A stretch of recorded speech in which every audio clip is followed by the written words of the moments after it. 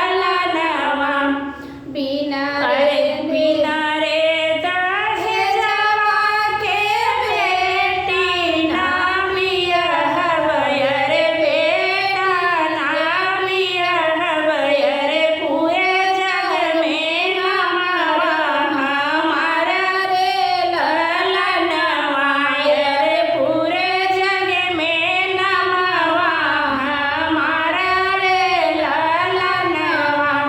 एतनी बचन सुने दुल्हे कवन रामा दुल्हे कवन रामा सुना बाबा जी हमारा रे ललनवा हरे सुना बाबा हमारा रे ललनवा। जब तू मंगवा बाबा हथिया से घोड़वा रे हथिया से घोड़वा रे जब तू मंगवा मोटर कार रे ललनवा अरे जब तू मंगवा मोटर कार रे ललनवा। जन्म भर रहबै कुंवर रे ललनवा रे जन्म भर रहबै कुंवर रे ललनवा। जे करे ना होए बाबा तना दहेजवा ओकर बेटी आई है कुंवर रे ललनवा कयो कर बेटी आई है कुंवर रे ललनवा। बिना रे दहेजवा के कन्या बियाहवै रे जन्म जन्म रहबै साथ रे ललनवा अरे जन्म जन्म रहबै साथ रे ललनवा। अरे यही बाटे मांगन हमारा रे ललनवा अरे यही बाटे मांगन हमारा रे ललनवा। एतनी बचन सुने माई कवन देई माई कवन देई हंसी बड़े जोर ठहकाई रे ललनवा रे हंसी बड़े जोर ठहकाई रे ललनवा। अरे जुग जुग जिया हमार रे ललनवा रे जुग जुग जिया हमारा रे ललनवा। हमारा मंगन बेटा पूरा कई दिहल रे पूरा कई दिहल अरे धन बाटई कोखिया हमारा रे ललनवा अरे धन बाटई कोखिया हमारा रे ललनवा।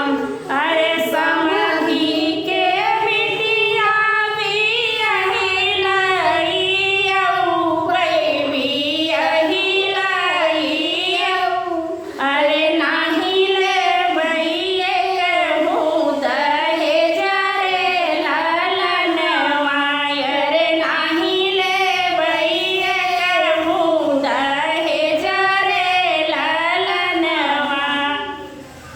एक बाप लालची रहा ना वह लालची बाप के चलती देखे बेटा कितना समझदारी दिखाए। सभी लोग ऐसे समझदारी दिखावा करें और कमेंट में ऐसे ही बतावा करें कि कैसे लगा। सा कमेंट क्या है